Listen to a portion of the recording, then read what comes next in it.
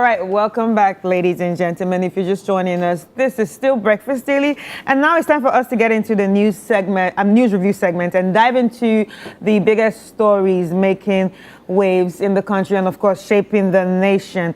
And, of course, joining me today, we have a distinguished panel of media experts that are going to be helping us dissect and break down the latest development on these stories. Now, we will be looking at the National Economic Dialogue from a President John Dramani Mahama has emphasized that the engagement should be about finding real solutions and not just rhetoric. So it's all about not talks, but let's do the work. Good Gold for Oil program. The government has suspended this much debated initiative due to operational challenges. And lastly, we're going to be looking at the 2025 budget concerns, where the minority in parliament has raised alarms over the proposed 200 billion Ghana cedis in new taxes. Ladies and gentlemen, in the studio with me, we have Elvis Dako, who's the editor at the News Center newspaper and newscenter.com, and also Larry Dogbe, managing editor at the Herald newspaper. Remember that you are also part of this show, so feel free to send in your messages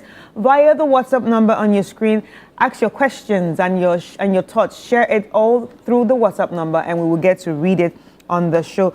Good morning, gentlemen. Good morning. How are you? I'm fine, thank you. How about you? I'm fine. You know, Kweku was actually supposed to be here this morning. Yeah. He's not supposed to be here. What is he supposed to be here doing? So I heard. Yes. And we would have gone home. Who was about to make that mistake? I was about to make that mistake. No, please. Keep it in mind that when two hard faces are there, should be one soft face. Has to come out, You right? can't have three hard faces. Right. But my face is not hard. No, it's not. No. Oh, a male face is always hard. My mother tells me my face is not hard. A male face is always hard. All right, so let's go into the first one. We're going to be looking at economic dialogue. And yesterday, Mahama said economic dialogue is to seek solutions and not just mere talk. So we are going to be reading an article from citynewsroom.com, and we'll start. President John Dramani Mahama has called on Ghanaians to rally behind the reset agenda, emphasizing that collective action is crucial to steering the economy towards recovery and sustainable growth. Speaking at the launch of the National Economic Dialogue on Monday, March 3, 2025, President Mahama highlighted the event's purpose not just to discuss economic challenges, but to find practical solutions and establish a progressive path for the country's financial future. Describing the reset agenda as more than a government policy, he framed it as a national call to action aimed at rebuilding the economy to benefit all Ghanaians. We are not here to recount our struggles, nor are we here to resign ourselves to economic stagnation. We are here to seek solutions that will put us on a path of growth trajectory and to ensure that we build an economy that works for every Ghanaian, he stated. President Mahama further stressed the urgency of the moment, urging all stakeholders to unite in addressing the nation's economic difficulties. For me, this is not just another policy discussion. It's an urgent call to action, a crucial moment for us as stakeholders to purpose and resolve the challenges that face us, he added. The National Economic Dialogue is expected to serve as a platform for key stakeholders, including government officials, economists, and business leaders to propose measures of resetting Ghana's economy and fostering long-term prosperity.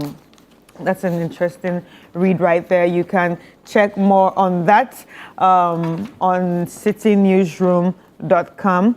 So, gentlemen, there you have it. What? Okay. He's a numbers man. Okay, the numbers man.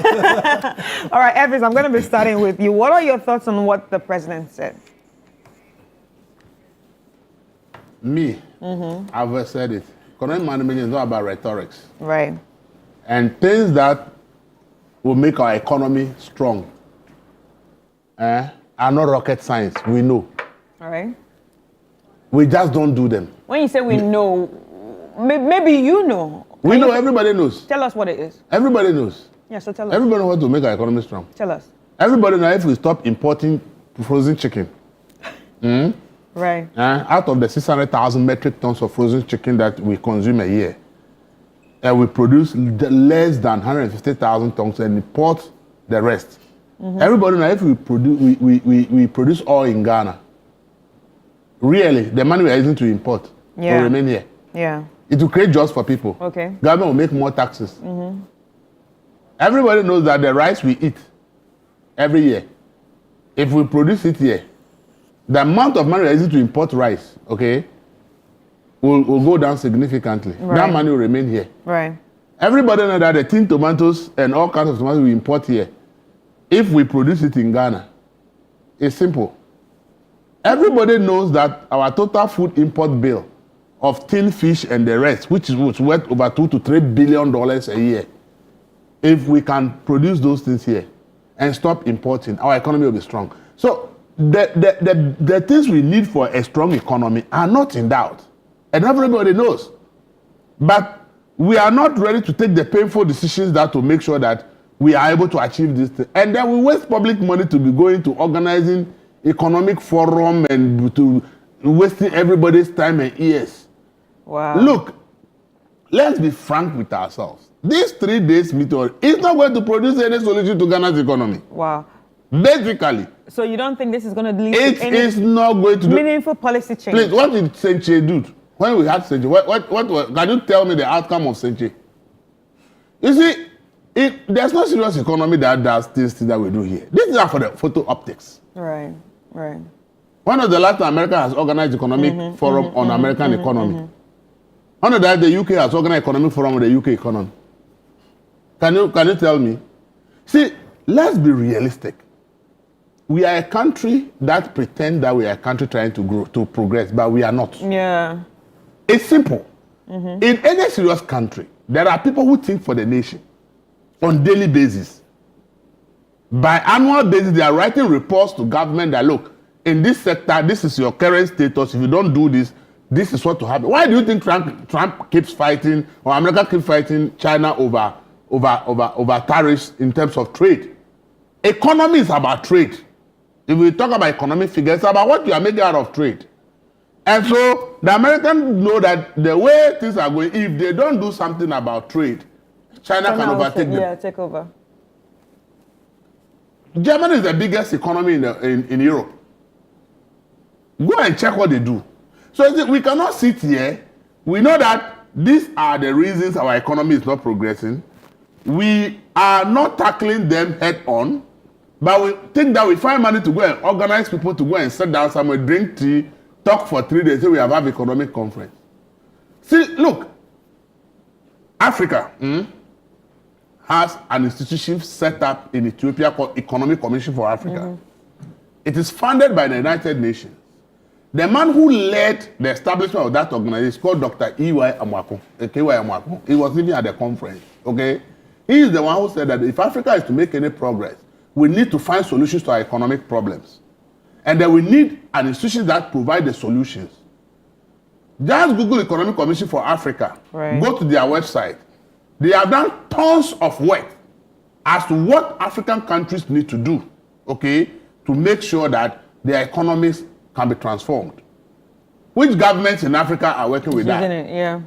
We sit here, the solutions to whatever we are looking for is sitting on the Economic Commission of Africa's website. So I heard President Mahama talking about extractives. He should just tell his finance minister and those to go and read what Economic Commission of Africa has done on extractives. Right. And how Africa must approach extractives in order to benefit from it. We don't need these kind of things to be able. You see, so for me, when I hear things like that, I ask myself, really, is this the way we think that our country can progress? Is it we keep pretending as a people that we want our country to progress, but our actions shows that we don't want to progress, and that's the bottom line. The Maputo Declaration, which says that any country in Africa that invests 10% or more of its GDP into agri will be a prosperous country, has been done for over 20 years ago. Has Ghana ever invested even 5% of our total GDP in agriculture? Yet we say we want to make progress. So for me, when we organize conferences like this, the message it sends to me is that we don't know the solutions to our problems. It's now that we are seeking it. But I cannot understand anybody who is convincing that we don't know solutions to our problems. I know very well that with all that I've said and many others, there is a clear path as to progress of our country if we want to make it. But until that time, you do this finish and you go and invest maybe less than 2% of your GDP in agriculture. And you expect agri to transform the economy. How will agri transform the economy when the investment you are doing in agri is less than 2% of total GDP? Right. It cannot transform. All right. But how much you need to invest you have been told. The research has been done, the work has been done, the evidence has been proven. That is why if you go to Botswana and some other countries, they are doing so well in terms of agri, and it's impacting their economy. You can really feel the impact of what they are doing in their economy. So anybody telling me that we don't know how to fix or what we need for our economy to grow, excuse me to say, I don't think the person is being fair. The person should admit that what we need to do, we know the problem, what we should do, we are refusing to do it. And that is why we are talking about where we are. We have a country when the solution to unemployment is to pack the public sector and increase public sector wage. When you need that money to fix the problem, you think that because you are not giving the policy that will make private sector grow, come to power as a government and then pack people the public sector and use taxpayers' money to pay more salaries to public in the public sector, and then you talk about your salaries, your statutory payments, and interest on your loans, actually consuming almost every revenue you generate in the country. So how do you build hospitals? How do you do this? But right. If you have invested in agri, you have invested in poultry, you have invested in all the things that I talked about, you have cut your rice production, and you are doing it here, and you are doing a lot of revenue, then you cannot be even importing those things. The money stays here. But now we in Ghana are building other people's economy because all we do is to pack our money to go and import this thing. And when we import, what it means is that we are creating job for the farmer who is producing the rice. From China, we are creating job for the country that is producing the poultry we are importing. Everything we import, what it means is that we are using our money to create jobs in countries that are producing the thing. When we have the capacity to do the same, we have the environment. Look at Ukraine in that cold weather produces 60% of all the wheat Africa consumes.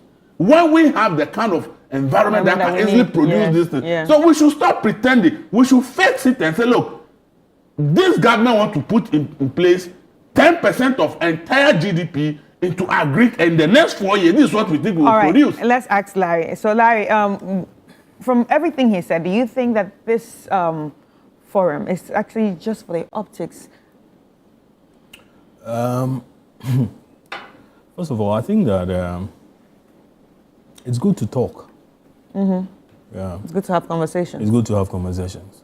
First of all, I'm sure if management of this media institution, I mean, reputable as you are, should put all of you together. That listen, let's do a review of everything that you've done so far since you started this program. Yeah. I'm sure a lot of you will have the presenters who have certain ideas, the backroom guys who have certain ideas, the camera people who have certain ideas, and so on. And that is towards a betterment of the program. So it's good to talk. Now, after you guys are finished talking, whether or not what you have put together or what you have thought of will be implemented properly, and, seen through to the latter, it's another thing altogether. So talk is one? Yes. Action is one? Action is one. You get it. And it is towards, as I said, a betterment of the program. Now, you want to know what was, what is, and what will be. Become. You get it. Now, the NEC was in opposition for 8 years, okay, and implemented certain things. Implemented certain things when they were in government, and they saw what was being implemented by the Akufo-Addo government. They had certain opinions about it. You get what I'm saying? Now, I'm sure at the time they expressed certain things. They expressed certain opinions as to how, things were being run and how they could make it better. For me, at the program, I would have, expected the government to tell us that, listen, guys, this is what we observed during the 8 years that we were in opposition. And this is what we think can be done. Yeah. However, what do you think about it? You get it? So through that, then the dialogue is, let's say mutual. Yeah. And from there on, if it's being implemented, people will know that, oh, this thing was said. This is our opinion about it. This is what we thought should be. You get it? So you carry everybody along. So that is what I would have expected. It's not just throw it out there that whatever you implement, whatever you say, I will implement it. For me, I'm a bit, skeptical about that side. about it. Tell me what you came to meet and what you want to do. And then let's say that, hey, guys, we think that this is a better option. But let's talk about past dialogues. Have past dialogues ever led to any concrete action? Are we saying that we don't know the problems of this country? Okay. Go to Dubai. I mean, this is a desert country. In the 70s, Dubai is just like Lima. Yes, if you see some of their pictures, some of their pictures, suddenly Dubai has become the destination that we are all struggling to go to. Everybody's going to. Okay, they've converted desert into whatever and so on, and we are artificial forests being created here. The desert itself is being turned into what? A tourist attraction where you could go and then you have dinner, you could have, all manner of entertainment and so on. Sure. Yeah. You get it? Do you see? Yeah. So people are finding solutions to their problems. And what is that? What is ours? We talked about, we have a lot of arable lands that is being wasted away. We are converting them into concrete. Yes. Meanwhile, we have needs for food. Cost of food. When I was coming, I was listening to your radio City. Yeah. And the new governor is talking about the fact that food inflation is the biggest challenge of Ghana's economy. And that if a hold is is held, if that is the proper expression, over that, you can put it down. Everything will be normal, or we could have some respite. So, but how do we have hold over food inflation when we are converting all our arable lands into concrete jungles? When we have water, at the estuary, running into the sea, and we are rather interested in converting that whole area into what? Into beach resorts for private homes. You get what I'm saying? We have needs for sugar. We have needs for rice. We have needs for meat. The Nungwa farms that we used to read about. Yes, only. Thank you. We are importing it. Yeah. Onions from Niger and Burkina Faso. Tomatoes from Burkina is, and then others. And these are desert countries. So if Burkina with virtually a Sahelian country. It's a Sahelian country. And yet they produce tomatoes for us. You get it. And so we have all that. Meanwhile, the Nungwa farms, as I was saying, we've sold the lands to private individuals and the politicians. Everything. And government, Eric, the agric minister, only told the area. Whatever will come out of that, nobody knows. Don't know. Because politicians are involved. Right. Do you get it? The rice, we are importing rice all over the place. You go to my mother's hometown, Achiabi. Listen, there's a huge land that people cultivate, tiny, farms of sugarcane. And do you know what they use it for? They use it to brew apeteshi. And that is enough. Meanwhile, that land is good enough for us to do something like what is happening in Mauritius. Because where sugar could be produced. Of course. Because there's no sugar factory to produce in the area. So it's all apeteshi. And you get the best apeteshi from that place, that area, I'm told. You get it. And all that we amass, we use it to import. We use to import all these things.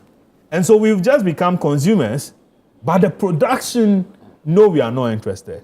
And the politicians know this. When they are in opposition, they talk, they have all the solutions to everything. But come to think of it, how come the MPP didn't participate in all this? Yes. If it's supposed to be a collective, initiative, that you are part and parcel of the economy. The first one, you didn't show up, you went criticizing it. This one too, you didn't show up, you went criticizing it. And then suddenly, while that dialogue is happening, they're also doing a press conference. So we talk about the dialogue, and then we are talking about what they had said at the press conference. See, I mean, with this, the situation that we are in, it is not them and us. Yeah. It's supposed to be a collective thing. But there will always be NDC and NPP, them and us. Right. There will always be the politicians against the other people. Anyway, so coming to that, given the whole challenges that we've all mentioned. You didn't allow me to finish. Oh, sorry. You're still okay? Because you jumped in, sorry. In Nigeria, I mean, the guys decided one day that, listen, they're no longer going to import what? Rice. Rice. Yeah. I think sugar also. Yeah, we have sugar factories. And then even spaghetti, we make our own spaghetti. Good. And then, I mean, oil, Dangote has just constructed the biggest, oil refinery in Africa. See all the, shenanigans that came with it. But then some people stood their grounds and said that, listen, hey, you would have access to, the market. Yeah, the market. And he's been doing well so far. He can only get better. Because the cabal that has been importing. Thank you. But look at our refinery. We're fighting him. We had boards. We board chairman, board whatever, party agents in there and so on. And all that they were thinking about was go for meetings. As to what to turn the refinery into zilch. So nothing came out of it. So it's just like the same thing you said now. It's important to talk. So they were focused on just on the talk part and not the action and collecting sitting allowances. Oh, right. As to what, I get it. Nothing came out of it. Cocoa board is on its knees. Mm-hmm. But we want to create a gold board. Yeah, we want to create a gold board. When the example of cocoa board is telling us clearly that it could be very disastrous sometimes. We want to use the same approach of cocoa board now to deal with gold. What lessons have we learned? You get it? I mean, so where are we going with this? Where are we going with this? For me, if the MPP didn't show up, then listen, this is what we want to do, and that we are carrying it through. As in when we start the implementation, I mean, correct us as we go along. Yeah. Because if you don't start walking, you won't find a way. Somebody can tell you that's the way. But then, if you don't hit the road, you won't know how bumpy the road is and how to correct yourself, or what kind of shoe you want to use, or whether you want to go by road, so you want to go by a horse, or you want to go by a car. Right. You get it. So I think that the talk is good, the implementation is another. But then also, I mean, we need to listen to ourselves, and that the solution is right here. It's not in the talking. It's not just in the talking. It goes beyond the talking. Right. So, Elvis. Yeah.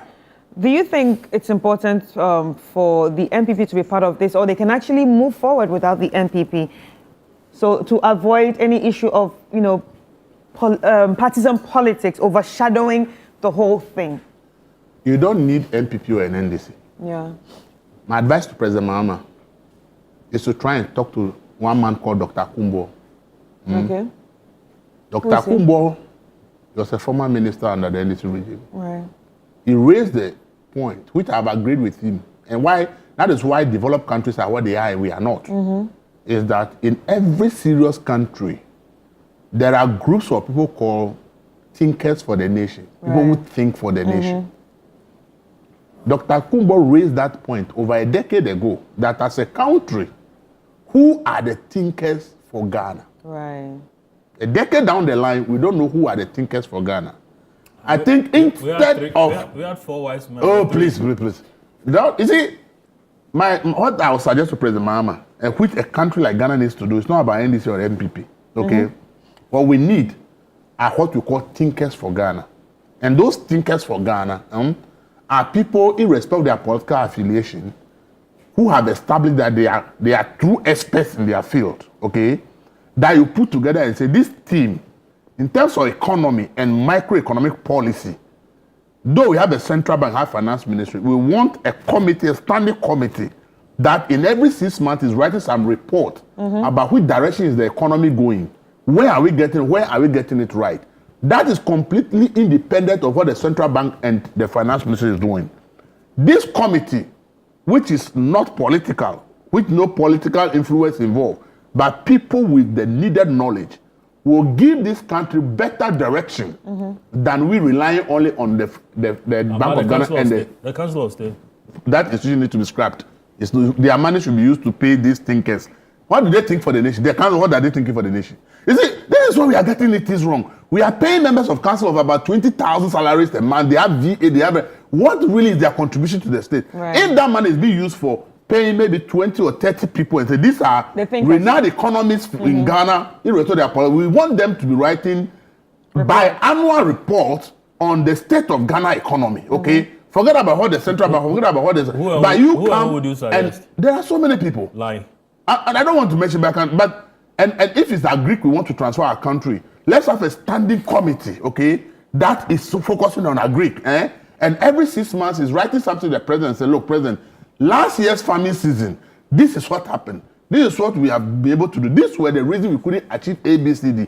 And this is where we have to go to, okay? And this is how we can get to this. And look, there was an interview with a farmer about the failed rainy season last year. And he was asked whether his farm was impacted by the situation with the rainy problem. He said no, his farm is doing well. Then they asked him, how is it that his farm is doing well? And he said, you know, government did very well by creating an institution that supplies farmers with information about the weather and all that. Right. However, the challenge is that the ordinary farmers, that even when the message comes, some don't read. And some read, they don't even understand what the message is saying. But he got the same message, and he got guidance to know what time the rains will start last year. So he actually planted at the right time. So what the ordinary farmer was calling rainfall failure was actually not a rainfall failure.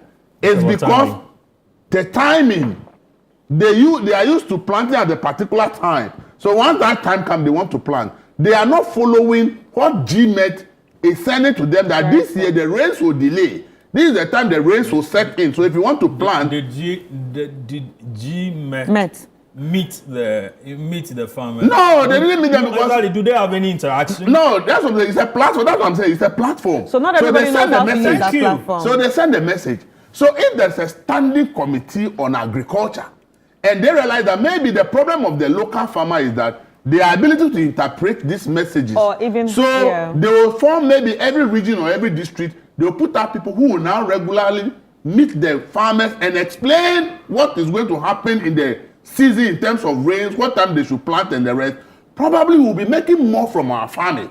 But last year, the peasant farmers were complaining that the farming, the rains had failed because they are used to plant at a certain time, so they still went ahead to plant. The commercial farmer said he didn't plant at that time. He waited for the advice of GMET that plant at this time because this is the time the rains will come. And his farm was doing well.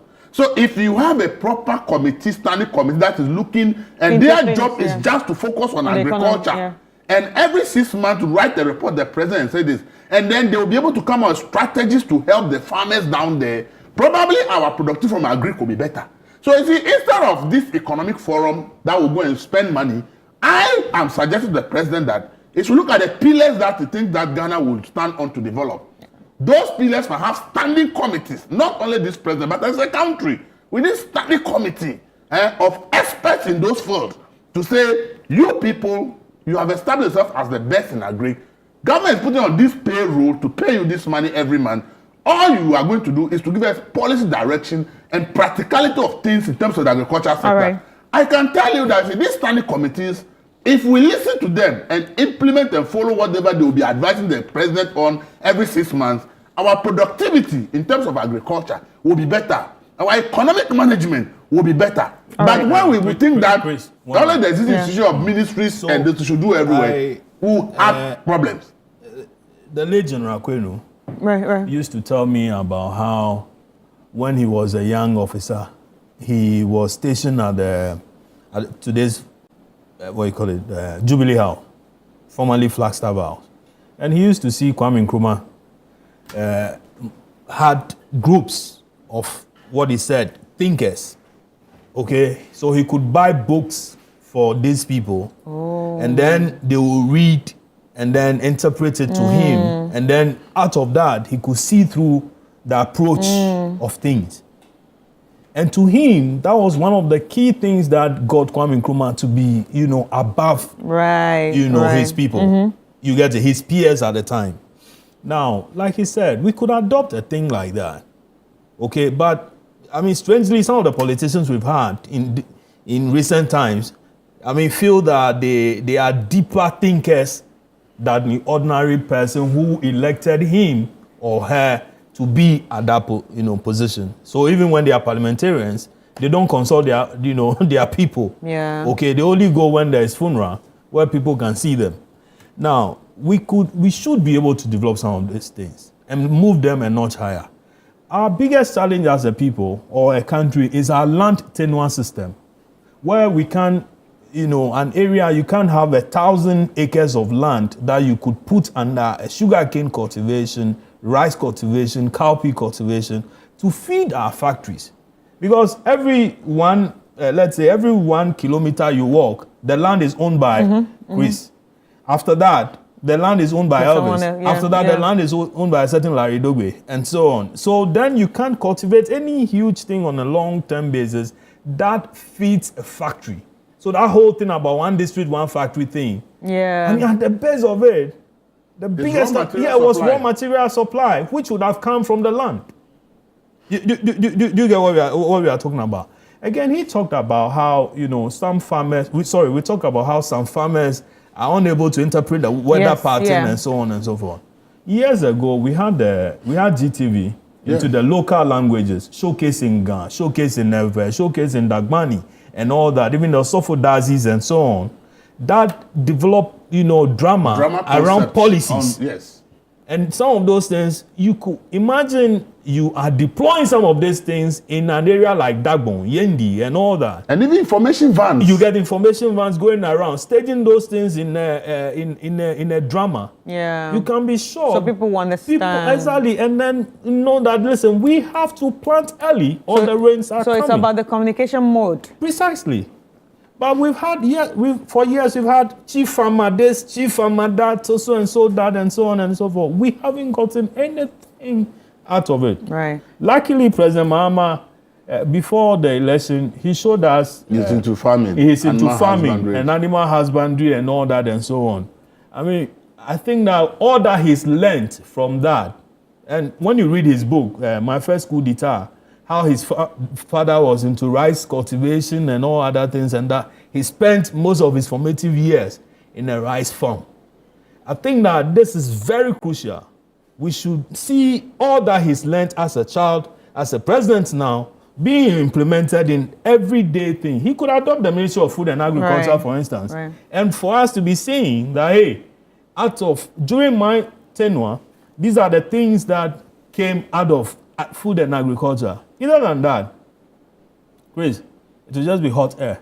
Right. And let me add, see Ghana Times front page. See Ghana Times, it says, Southern Ghana to experience heavy rains between March and June with potential floods, GMET. Right. It's on the front page of a newspaper. But the farmer in my village, who is explaining this information to the farmer in my village. Does he get the Ghanaian Times to read? Even if he does, can he read it? Well, but who is really taking this GMET information to the peasant farmer in my village to say the weather forecast is saying this? Students study agriculture in secondary schools. Meanwhile, they don't have farms.